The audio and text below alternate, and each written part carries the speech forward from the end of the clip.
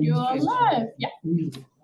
Okay, we're online, ladies and gentlemen, so your conversations will now be broadcast live to the world. No. So welcome, hi, my welcome to this meeting of the Regulatory Committee in Lawrence Southland. I know that there were no apologies today, all of the councillors present. Are there any declarations of interest regarding matters which will be put today? It's a brief report on the validity of consent to just about the matter on there that I was a submitter to. Probably not. Okay. And as you're aware, Chairman, I was on the panel to make the decision. Okay. So do you see that as a conflict, or are you just Just notifying noting. the Yeah, just Okay. noting that I've been involved. There's no decision we have to make on that. interest? So somebody, you know, declarations of interest. Thank you.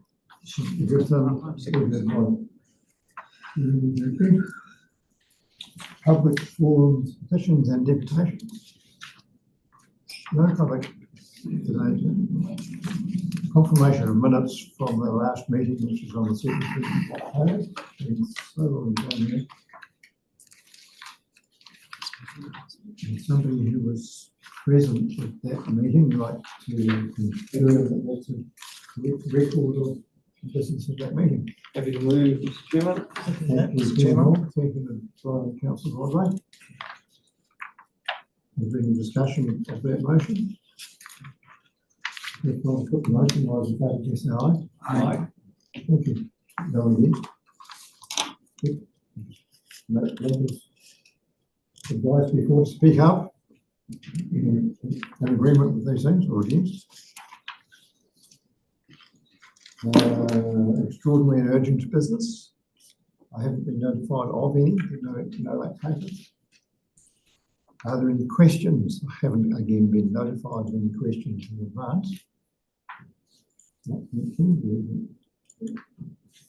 Chairman and council reports. I don't have one that's related to this meeting. No one else? Okay, move on. Item 9. Sorry. Yeah, just there has been a bit of movement in the Upper Matara area on Wilding Pine and a few things like that. There's been a few. On what? Wilding Pine Oh, yes. has come in and we're dealing with it. We'll probably deal with that in the biosecurity and regulatory committee report. Thank you. Well, item 9.1 on page 11 is the biosecurity and regulatory report.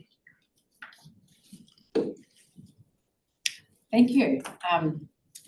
Kia ora koutou. I'm new to this. This is my first Regulatory Services Committee meeting. So, oh, yours too. Goodness me.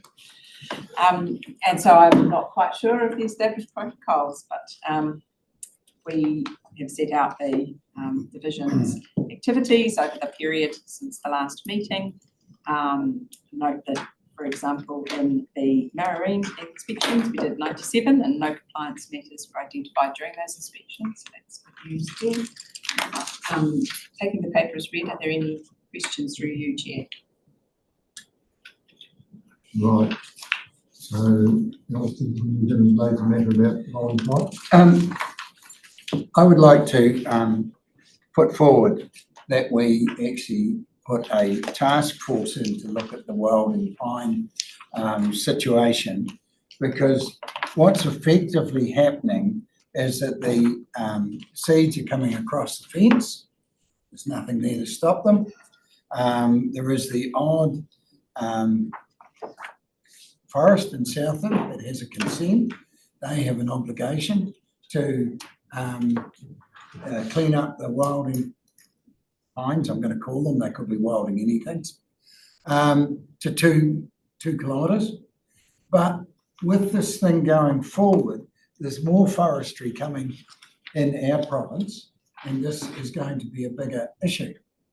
So then probably we talked about using the Southland Regional Pest Management Plan, but it's not terribly bitey or powerful. So the thing is that we'd like to set up a task force that we can use to poke politicians, I'm sorry, I shouldn't say that, talk to politicians and make them really aware of the fact of what's going on in our province that we've got no control over.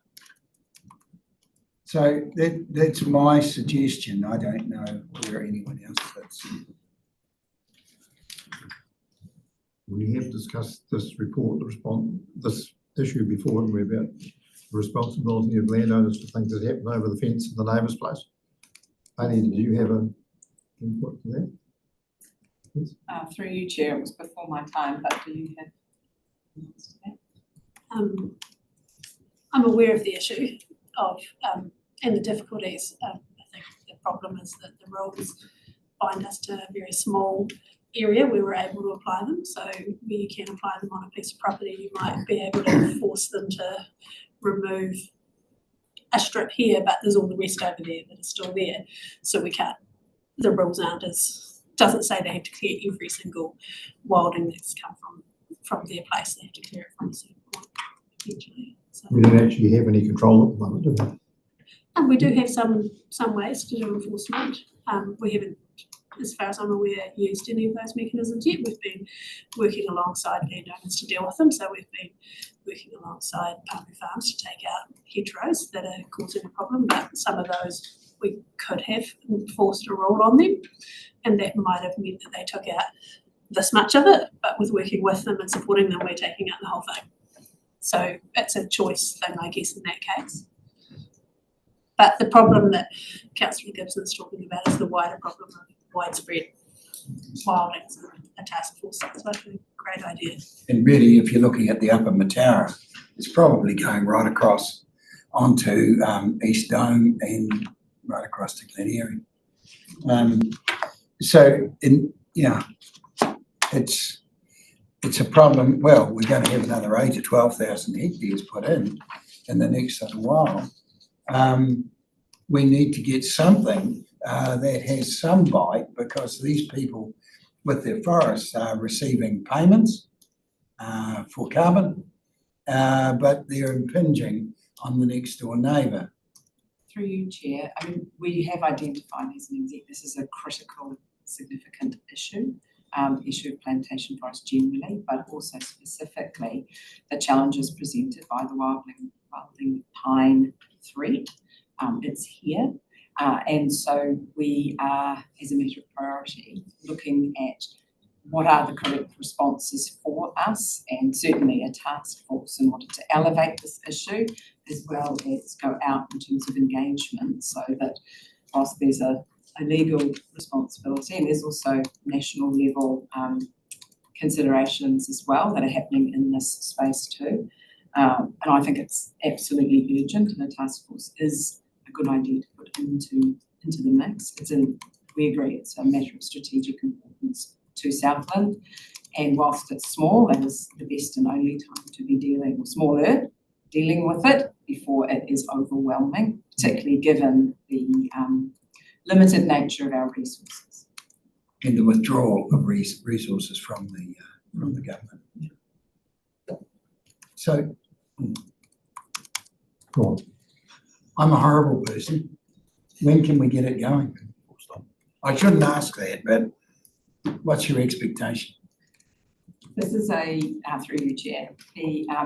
Our expectation is this is a this quarter activity in terms of looking at the whole of the issue. Certainly this is something that the Chief Executive has prioritised for not just myself in terms of regulatory services response, but also across into Sam Rossiter Stead's area as well, because there is an engagement aspect to this too, both in terms of getting landowners to hold their responsibilities, a broader community response, as well as an environment Southland response. So in terms of an action date, I'm happy to commit to coming back to the next meeting with where we are at in our thinking, but more importantly, in our action.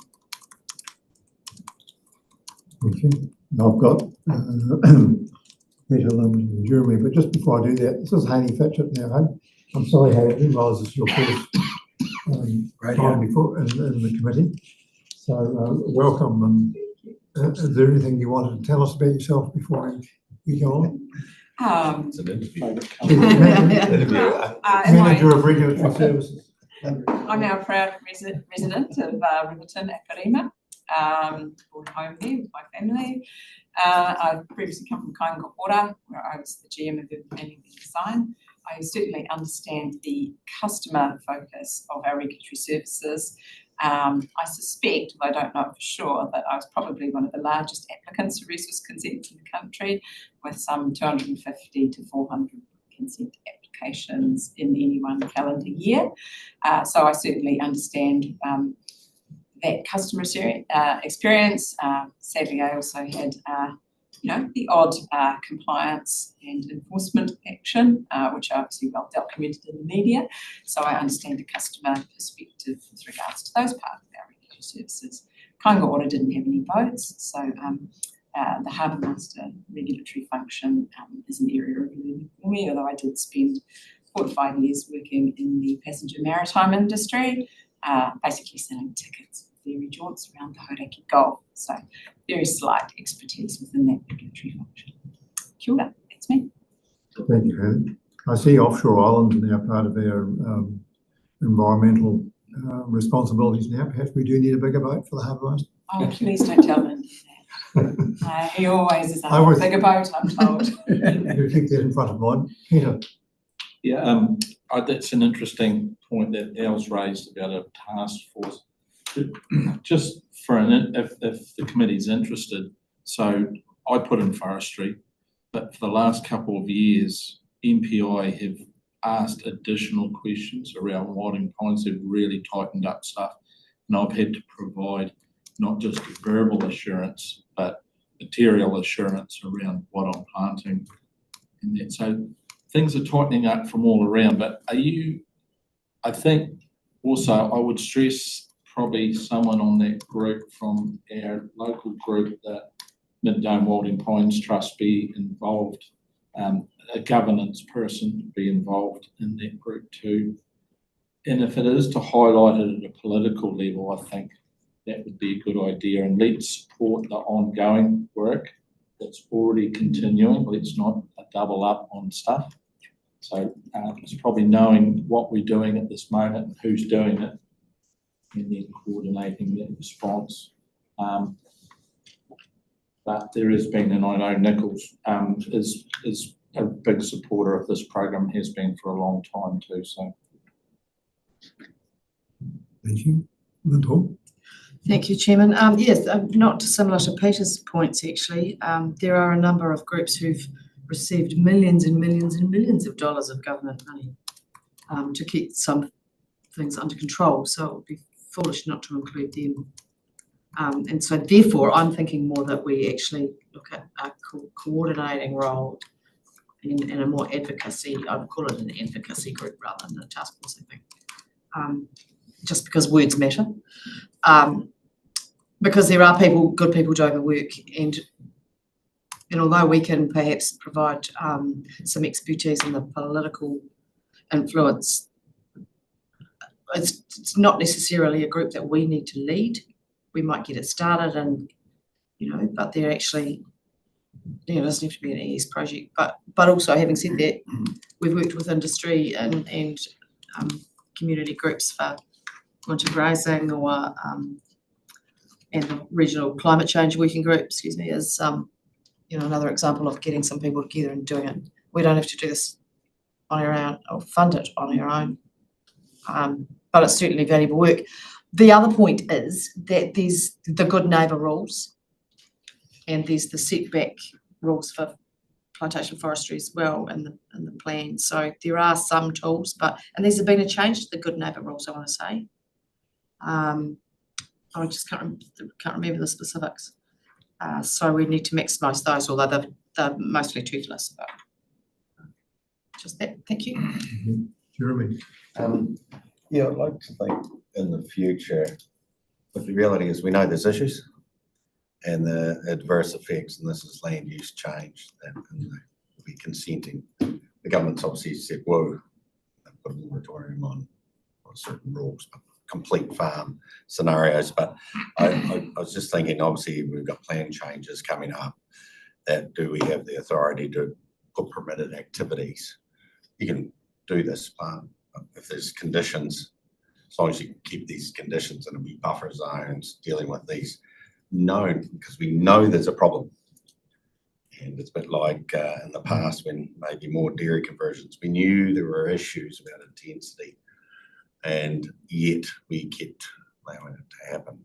So I'd be annoyed if we know there's a problem and we haven't had some oversight on this, and the community is saying it. It's not stopping it, but it's just saying permitted activities, yeah, we've got a problem with pines, certain type of pines, and you can do whatever you want within your fence, control them. Once they go over the boundary fence, then that's community's interest in this. So hopefully in the years to come, we'll probably get something like that. It's not saying stopping, stop forestry, Peter, but it's actually just saying we've got to have a system to deal with those adverse effects. I know, it's hard. For seedlings being sold now anyway. No. Rainier is not planting anything. So. But I'm just saying there is, like it is with that type tree. I mean, okay, if there's none, I don't want to get debate about all it. the problems in mid-dome come from the trees we planted. Yeah. Definitely planted.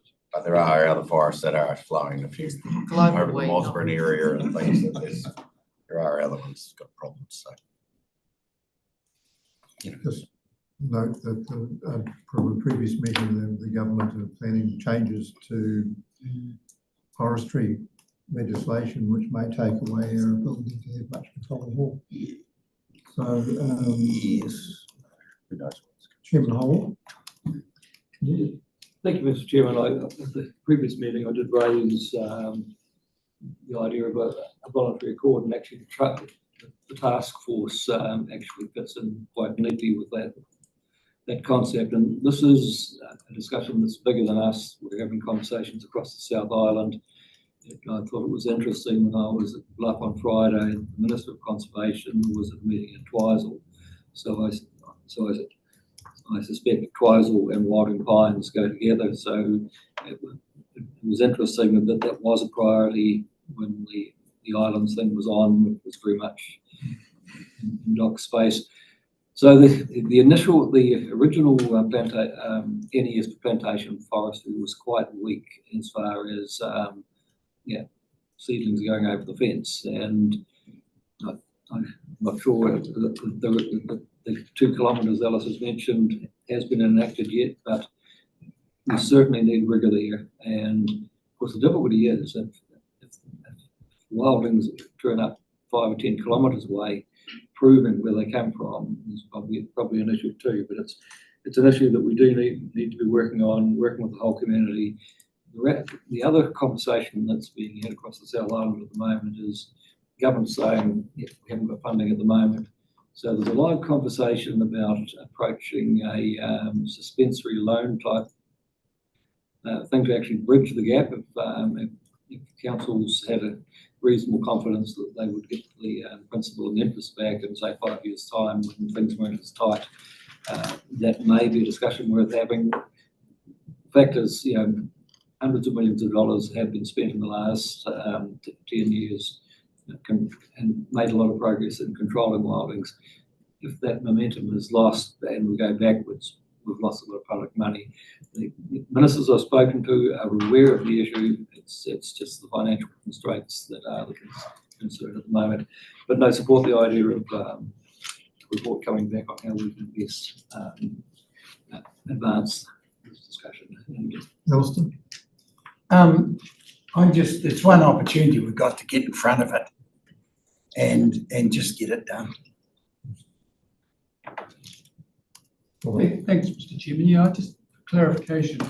Given that Environment Southland is charged with resource management, that's what we are, we're resource managers. What's the resource here?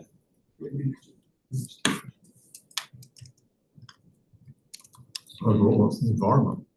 And Well, that's, I mean, when you're looking at dairying and the effect of dairying, I guess the resource you're managing is fresh water, I would think. But with wilding pines, what is it? What I'm saying is this anything to do with us at all? It could be productive land. But this is productive land a resource? It's not a natural resource. Maybe that's the side of the question.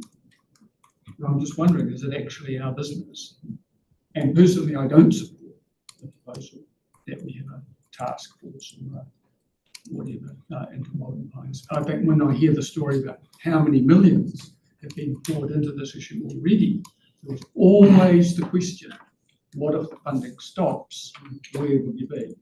And here we are. So that's why I'm saying, is this actually our business? There are other agencies that have been set up to deal with this. Is it our business? I don't know who those other agencies are, but we have agreed that it's our business for a long time. Doesn't Many mean. years. We've agreed that we have a responsibility. So I don't know if there is an answer to your question. Well, through you, Chair, what we have proposed is that we set out quite clearly what our roles and responsibilities are with respect to this issue. And that's kind of approach common to a number of these strategic big rocks or major issues that we're facing at the moment. So we would set out our roles and responsibilities quite clearly with respect to the wilding pine. Have we done that already? I mean, presumably if we've been working on this for a long, long time, this must have already been rationalised and recorded. So can't you just pick that up and say, here's why we do it? I don't mean you personally. We should know this. Through you, Chair, that would be part of the first stage, just to work out. Okay, I'll be very interested to hear that rationalisation. Thanks. Thank you. Now I've got Lyndall and Morris and Peter. Thank you, Chairman. Change the subject if I can. Two things.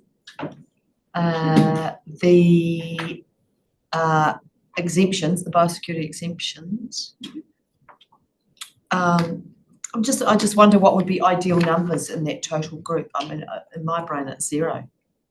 Because we don't have any exemptions, but I might be oversimplifying that issue. So I'm just wondering, because there's a Spartina, and I appreciate that's for training purposes, right? Dog training or something. Yeah, so just wondering. Through you, Mr. Chair. You're right, the Spartina exemption is to enable someone to hold Spartina on their property so they can train a dog to detect it. So it's quite important for our work that we give that exemption. So this is something that always causes a little bit of confusion for people. We use the word exemption in a little bit of a weird way in the Biosecurity Act. So when we're giving someone an exemption, we're not saying that the species we were trying to control is exempt from being there, but Oh, no, I understand that. exempt from the rule. Yeah. So these properties have been in the mid-dome program and have got to a point where the pest on the property is now at a state that the landowner should be able to manage it on their own, which is why the exemption is being lifted. So that basically means that the landowner now has to follow it. And so you're right, I think that the target in that area for the trust would be everybody being able to look after their own land. So yeah, I'm not specifically talking about the trees, actually. I'm just looking at Bengal cats and the like. Yeah, so Bengal cats have to be registered with Environment Southland because of the environmental risk of them getting into the environment. Obviously, they're a large cat and can cause an awful lot of damage, especially if they crossbreed with other puppies. But our rules allow people to have them in Southland, so it's not a restriction from them being here. And we manage that through issuing an exemption by way of understanding that they're here, they've been neutered, and they're being monitored and they're trained. Yeah, no, I understand. Yeah. So part of the group that put the plan together. The other question is about the clean vessel passes.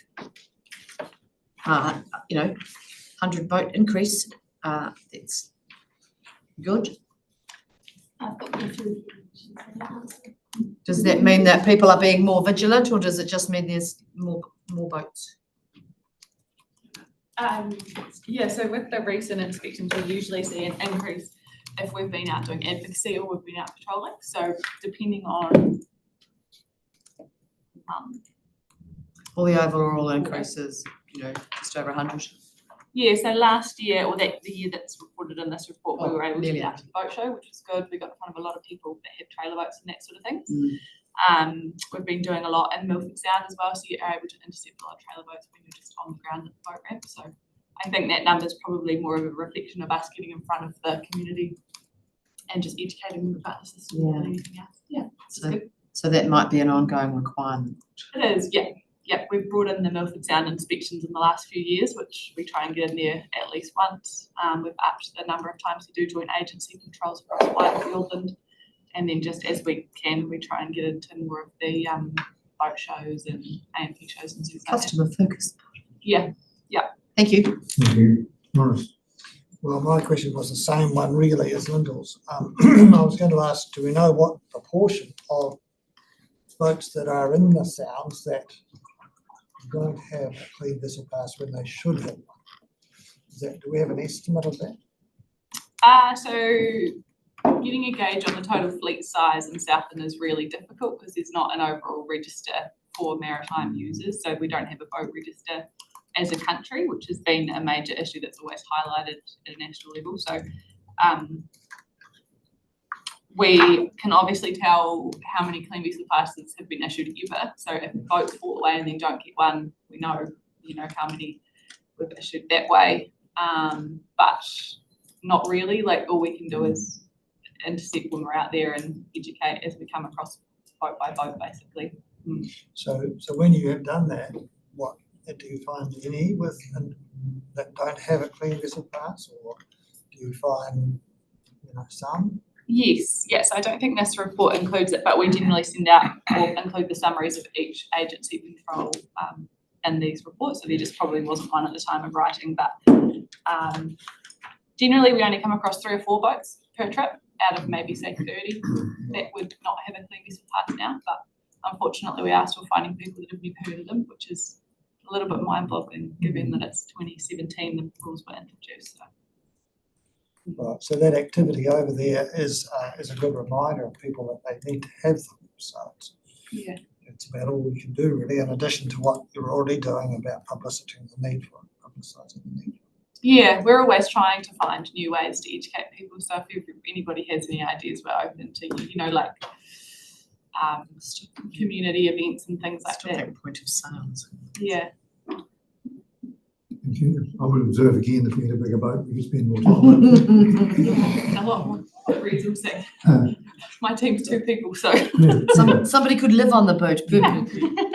Peter? Just a aside to the previous discussion, around the Walling Pines, also the government's planned initiative around the conservation land, plans to do that. So that would be good to preload those questions, because a lot of that land, there's not much in the Southland, as we know, but we wonder what sort of species is going to be planted or in that marginal country too. So if we're ahead of that game, that would be a really good idea. Thank you. I have one question, and I've probably asked this before, about there's no insects on the pest list, specifically talking about wasps. Having seen them in Fiordland, particularly all around the region, and knowing what other councils in other parts of New Zealand do to control wasps, why aren't we doing that? Through you, Mr. Chair, do you mean there's no wasp listed in the regional pest management plan? Yeah, no, that's correct. They're not, because there's no feasible rules we can put in place for that. So our early assessments of wasps. So we couldn't control them apart from the Well, there's feasible control methods, but there's not a rule we can impose on landowners to control wasps on their property. It would be very difficult for us to do that. So Rebecca has done an initial assessment of that and has looked at other plans, and at this stage we're not thinking that that would be feasible for us to introduce a rule that we could manage and enforce. Makes sense. I hadn't thought about that aspect of it before. So our team, our biosecurity team do receive a lot of inquiries about wasps, so we give a lot of advice on where to go to get a wasp trap if you've got a basic infestation on property.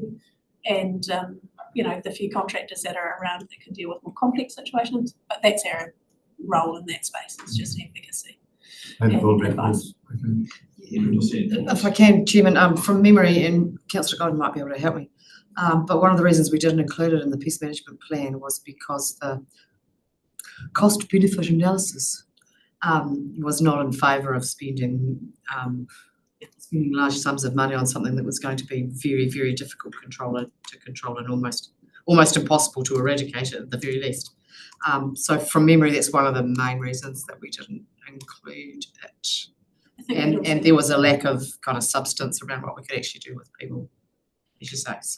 So one of the problems that we have with a good neighbour rule is a lack of people willing to make a written complaint to enable us to enforce that rule. So the rules would be much more useful if people were happy to complain about their neighbours. And like we talked about for wilding pines, how do you prove where the pine came from, or how are we going to prove whose wasp it is and who's responsible? So it would become very difficult for us, and we would end up just being a wasp control agency, which would be very expensive. I think I just note that other councils in other parts of the country, particularly up around Melbourne, see them as enough of a problem to spend quite considerable amounts of money trying to control them. Sorry, Councillor, Biodiversity matter. I'm breaking my own rules, but I found a yellow jacket at my place the other day, and they're potentially a new infestation that we really wouldn't need to control. So it flew away before I could get it. A really nasty little. When you say get it, how are you going to I was going to get it? Wrangle it. capture it for Push it. research purposes. Okay. Alistair, did you have? I think, yeah, where you're coming from, Neville, I think, is there's a whole lot more of these wasp nests getting into our conservation areas, and we really need to do, whether it's us or who it is, needs to drop that population fairly quickly or it'll get out of control. Is the communications part of that too, is there? Not just talking about it, sometimes methods and ways and what to do. Yeah, through you, Mr. Chair. I know in the Nelson region that the Department of Conservation had a large program of work to control wasps in that area because they're on their land, and that then puts the landowner at the risk of any harm that might come to people using the land. So I haven't had a look at those councils' regional pest management plans, but I would wonder whether they're doing that under the management of their reserves. And we don't have reserves to manage in that way, but I guess we could have in the future. Thank you. We brought to your attention again, so somewhere Doc have obviously got a problem on Children National Park. They have had a major problem up in the Nelson area with people being stung. Yeah. And there's been an extensive program of work with the new toxin to eliminate them from that area. Mr. Chairman, on that, the reason that Nelson and Marlborough have a problem with a big problem with wasps and we don't, is because in that area there is an aphid that feeds on the beech trees and exudes a little bit of exudate, shall we say, that's very sweet and sticky that the wasps feed on. So we don't have that in our beech trees here at the moment. It's possible that they could arrive with climate change, but the wasp problem in the Nelson Lakes and around the Pelorus Bridge and that is far worse than what it is here. Don't stop hunting in the Pelorus because the wasps are that bad. It's just dangerous. That's to the go in. reason, because they have that aphid that produces that sap that the wasps feed on. Thank you. Right. Are there any more questions or commentary regarding the biosecurity regulatory committee? Happy to move, Mr. Chairman. Thank you, Chair. So the recommendation to read a second. Councillor Gibson. All those in favour? Aye.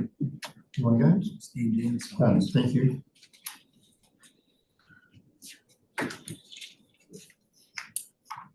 Right, the consents vision report with Lacey. Lacey.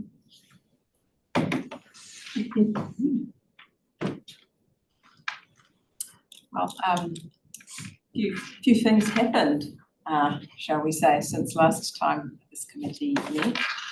in particular, the extended duration coastal permits for marine farms bill progressed, and if you've got any questions, we'll also be happy to answer that with respect to the impact of that.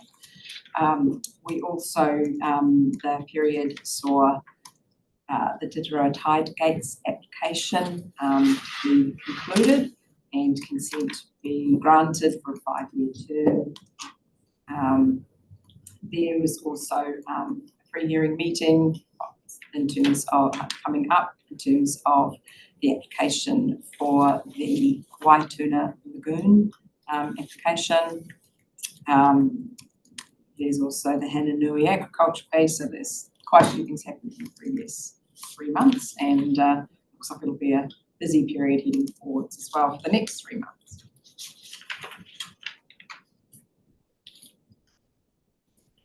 Thank you. Do we have questions or comments? Nice. Thank you. Just 2 questions. The first one relates to the Tiraroa lock gates and the consent that was issued there for a 5-year term. I know that the Commissioner, Alan Cooper, was very reluctant, shall I say, to grant that consent because of the adverse effects that it has on that area, which is mainly our lease lands, some private land, but mainly our lease lands. And that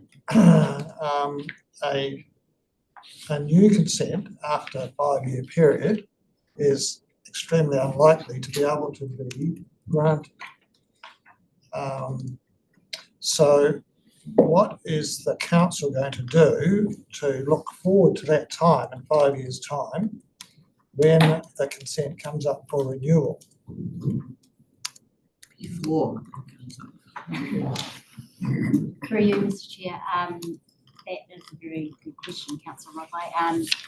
From the consent side of things, I'm not unsure that consent specifically will be able to heavily influence what the council might do at that point. However, I know that through Hayley and the GMs, as I understand it, conversations are occurring across how things will actually move forward. The decision itself that was issued, as you might have read, goes through and allows the application to progress based on the exceptions test of policy 11 of the NZCPs. So there are quite a few conditions that are required to be met in a rather short time frame, and I understand that that would be part of the discussion at Hayley's level around working that out. Mr. Chairman, that might be a question that I could ask at the Strategy and Policy Committee in the future, maybe, because while yes, the exceptions which allow for things like ports and stuff in the coastal marine area was used in this case, but it does seem to me that we need to look at that in the future. Look away, right? Yeah.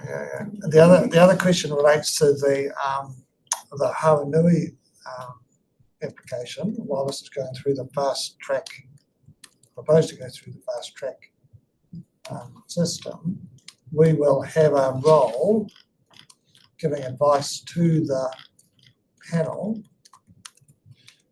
And I note that, again, after reading the decision that was originally made that declined that application, my understanding is that some of the main reasons were because the proposal as it stood didn't comply with parts of our coastal plan. And so I wonder what attitude we will take to this appeal. Will we be neutral, or will we advocate for its granting, or should we advocate for its not being granted? What role can we have, and what role should we have in that consent when it comes up for reconsideration? Through you, Chair, it will really depend quite significantly on what's in the application and whether the application to the EPA has changed as a result of the knockback with regards to the consent, most recent consent application. So that's something that we'll be looking really quite closely at. I note, of course, that the provision, the purpose of the Act is very much in the positive in terms of the facilitate the delivery of infrastructure and development projects with significant regional or national benefits. So quite a different purpose to the Resource Management Act. And so from the conception, the framework is extremely different, and therefore the matters that are relevant for consideration are similarly different. Okay, thank you. Yeah, Stacey, probably this comes your way, sorry. I have a letter that tells me that the water conservation thing in Mataura is all settled. Thank you, Mr. Chair. The agreements, yes, are all settled, and for some people, settled in terms of the language means that there is no further requirements for either their consent or the current consent that was, initially under review. All agreements have been made in terms of the putting us where we need to be in terms of being compliant with the order. The outcome of the agreements all needing to be in place is the mechanics afterward in terms of the people who need to replace their applications, their consents that have come up for expiry, and the ones that are sitting under review that need essentially some of the people who made agreements, their new certificate to be reissued. Along with that is the supporting technical reports and consents reports to be written to ensure whatever has been agreed to is easy to find and we can carry forth in terms of new plans or future consents in terms of water allocation to ensure that it can't be any different. Because I just read here there's still 14 applications remain on hold, and that's the reason. That is the reason, yes. Thank you. Lyndall? Thank you, Chairman. I'm deeply disturbed still. You might not be surprised by the extended duration coastal permits. Appreciate that has gone through, and there's perhaps nothing much we can do about it. But still find that deeply disturbing, given that some of those consent conditions are so old and the world has changed significantly since then. So my first question is, there are a number of, how many did I see in there? Can't remember. The consent holders have, agreed to the extension of.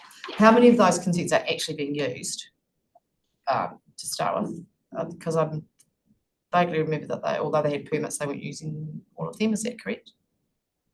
That, through you, Mr. Chair, that may be something I can discuss and bring back to you. Yeah. In terms of the compliance inspections, exactly, to get an exact number. However, you will be correct in some ways. There are some that have been, say, for lack of better words, on pause in terms of operations.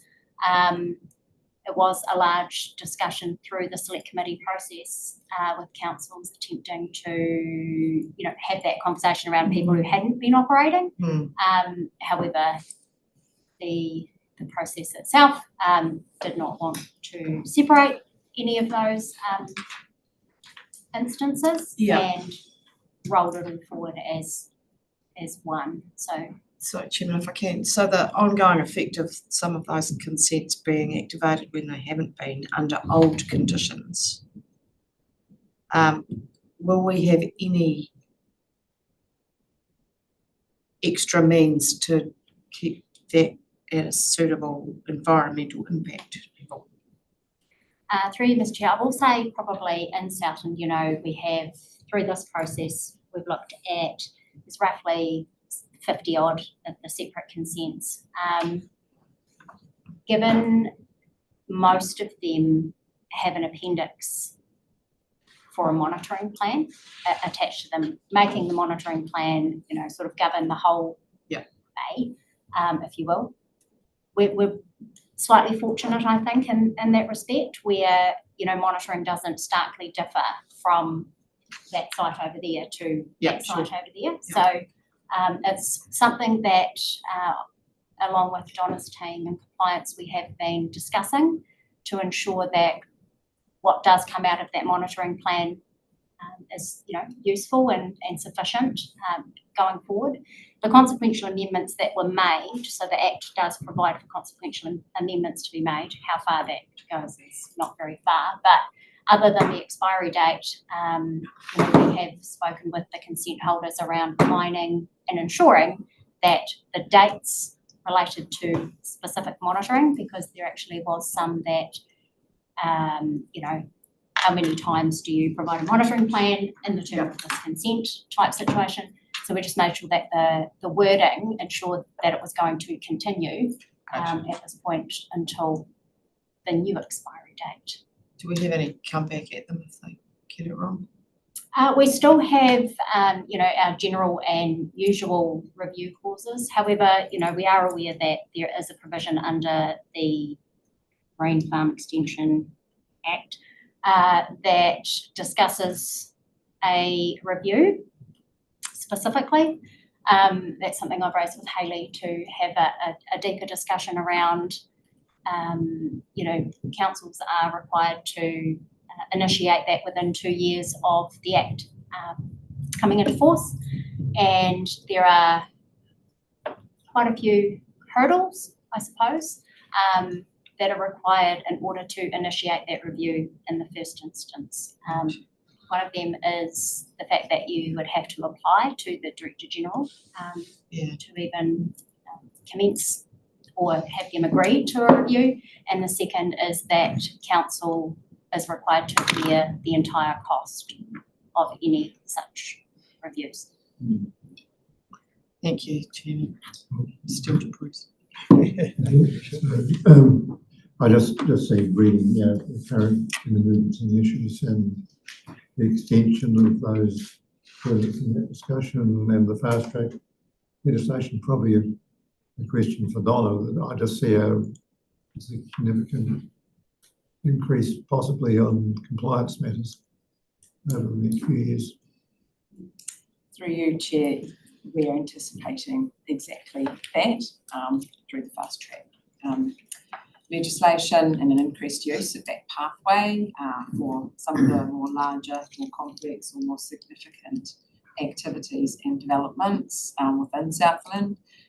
We have just started an internal strategic look at a number of questions about fast track consenting. So clarifying our role, our responsibilities, asking the question around how do we ensure we have optimum impact within that fast track consenting process to ensure that Environment Southland outcomes are delivered, but also looking at the new cost recovery regime that they have put on the new website that Fast Track have to ensure that our costs are covered. Also ask the question around how we work with Mana Whenua within that process, again, to ensure alignment and again, impact with respect to that alignment within what is a very short process where we do not have a lot of control.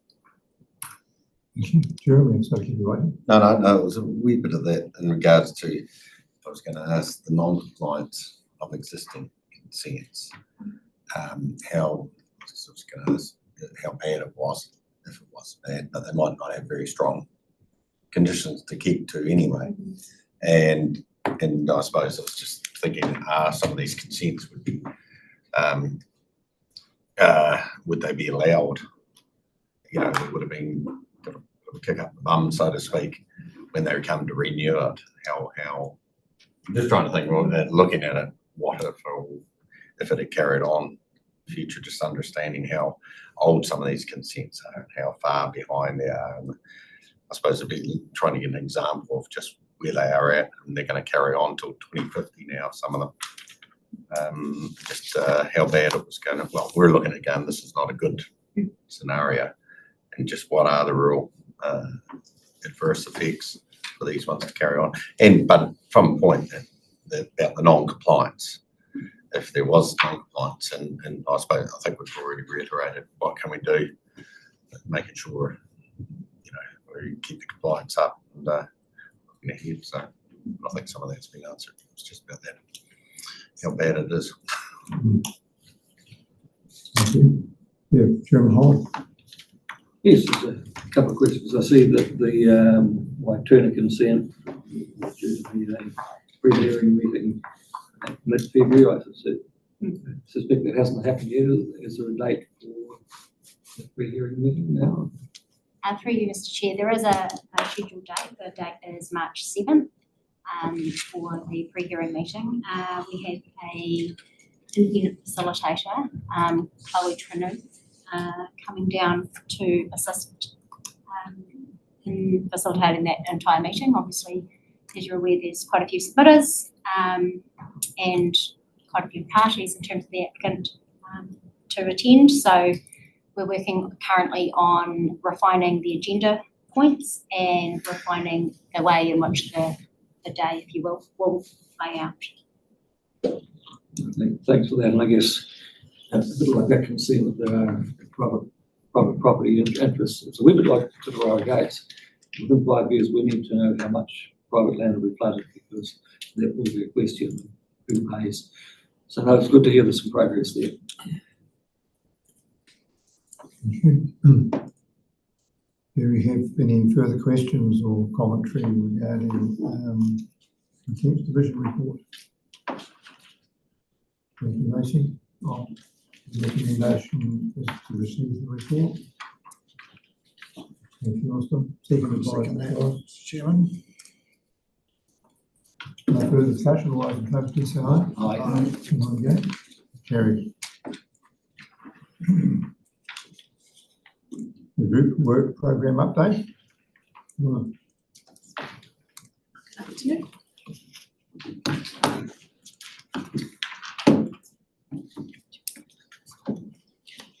I'll hand straight over to Donna with respect to the program through Mr. Chair. Good afternoon, through you, Mr. Chair. Just a couple of very minor updates or explanations around the group work program. On the annual national reporting, it says complete. The part of that is complete is the reporting of our data to accumulate and compile the CSIG report. However, that has not yet been released due to the delay in the number of councils submitting their data. So that is due to be out in the next 2 to 3 months, when we had hoped it would have been out by December last year. Other than that, the work program is as it stands.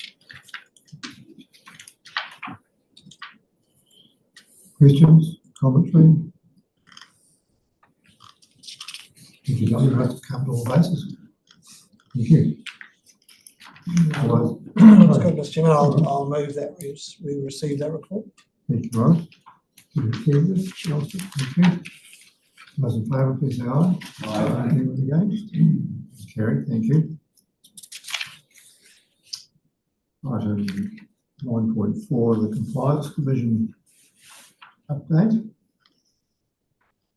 Ms. Donna, again. Through you, Mr. Chair, just a couple of minor updates since the writing of the report. On page 22, I've mentioned high rate water tank consents. These are our irrigation permits. I just wanted to advise that these have begun now, and we're watching for the low flow alarm reports that are coming through, and those are being checked daily as they come through.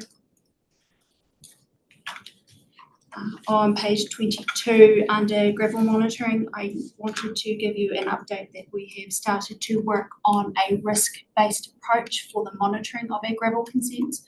This will be aligned very much like our dairy consents. There will be high and low risk consents that will determine the frequency of the monitoring, hopefully moving forward, beginning at the start of the next financial year. And that's a continuous development after the compliance team picking up the monitoring from our catchment operations team around 18 months ago. On page 24, I've mentioned whiteback stand inspections with a couple of photos.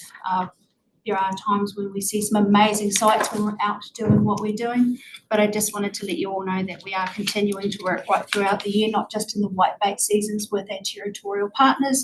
And just a couple of weeks ago, we were out with Southland District Council where we had a complaint that involved stands and huts. We went out together to do that piece of work. Very different roles for why we were out there, but it was great to have both officers there to talk to people at the same time, so that it delivered some customer service and some good sound advice all at the same time. And that's all my updates. Happy to take questions. Thank you, Donna. Yes, councillor Gibson. Donna, are we gonna go down by $73,000 because you didn't work for 2 weeks? Through you, Mr. Chair, no. So we're still aiming to do our goal, which is 1 dairy inspection per consent per annum. And we will look to pick up some of those that we haven't been able to do since that stop period and our aerial flights, which hopefully will happen around mid-March. Yes. And it was warmly accepted that you did stop for 2 weeks. Thank you. So, thank you, Elspeth. Morris. Thank you, Mr. Chairman. Just reading about the synthetic nitrogen reporting, a little bit concerning here that there was apparently last spring, because of the lack of grass growth and cold conditions, that there was a lot of nitrogen put on at that time. And I wonder, how do we get information on how many people have exceeded the limit? This is the 190, I think it is. And what are the consequences of that? Through you, Mr. Chair. So that reporting goes through to the central portals and we get that data once a week and analyse that. So we will be able to see if anyone is over that 190 kg per hectare per annum. We have a process for categorising the levels of non-compliance, which we've done for the last few years. I have to say we did put out the offer to let us know ahead of time if farmers were worried, and we've had less than 10 approach us and say they were concerned. All of those people, when we look back in the last couple of years of reporting, have always been fully compliant or well under that 190. So we're thinking that maybe that was heightened concern at the time with everything else that was happening for people on farm. They just put their hands up just in case. So when that data starts to roll in after the submission date, we'll be able to have a look and I can give you some updates on how that's looking as we proceed. So what happens if they both have exceeded their application rate? That will all depend on how far over they are. So if they're only over by like 1 to 2 kg, there's an element of advice, education and asking them to work with their fertiliser reps to ensure that they bring that down next season, and that's something that we do keep an eye on. If they're significantly over and intend to stay significantly over, they can apply for consents for that. So we work with our consent team to get a pre-appointment to make sure that's actually what they need to be doing and they don't have other ways of bringing that down. Thank you. A question about gravel mining, well, not a question, a comment really. It looks that's been a really good improvement there with a change from, did I read that rightly? Yeah, it's been quite a good improvement in the rate of full compliance, hasn't it, over the last year? It has. Really good. And the dairy top performer work, that's also, we've talked about this before. See some people drop off, but generally that's a really good thing. So I think that's something we should encourage and support. Thank you. Jeremy.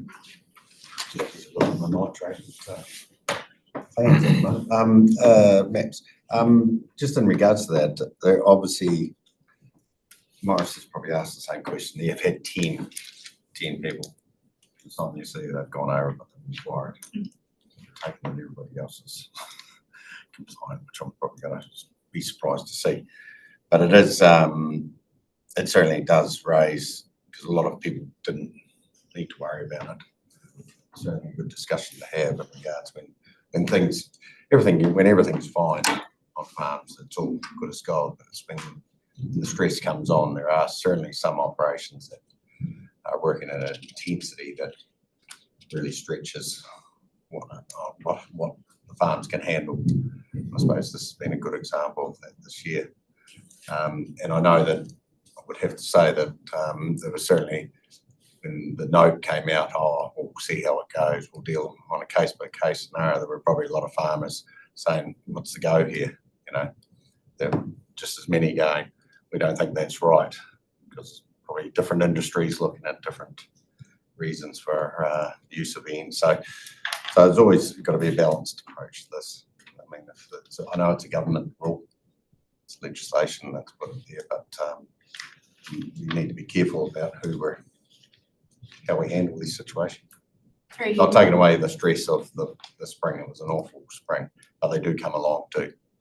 Through you, Mr. Chair, we did receive some feedback from some farmers and other parties that said, you know, a rule is a rule, and I've worked really hard to stay under that 190. I don't think other people should be given the opportunity to go over. It was an offer that we put out there just for those who were concerned. It was something we felt we could do to support the mental health at the time, an element to talk to us in a free and frank conversation. So we were ahead of it and they were prepared for the conversation in a few months' time. That's not to say that we were going to ignore the rule by any means. But Donna, sorry, through you, sorry. Well, Chairman Horrell was next. That's fine. I think staff have handled the situation very well. If we've only had 10, that's less than 1%. We had a particularly difficult spring. They take into consideration mental health and even animal health. So asking how you're going to rectify the situation next year, I think that's a pretty good approach from an organisation, because there's a whole lot of people within the rule, and the expectation is that the learnings will be made and it won't happen again. So I think we're doing pretty well. Alston? Sorry, through you, Chair. Donna, they're not outside their 190 kilos in the spring, are they? Through you, Mr. Chair, there are people that worry about using extra in that period of time that may push them over at the end of the reporting period. They could make that adjustment as time goes along. Yeah. To stay within the government regulations.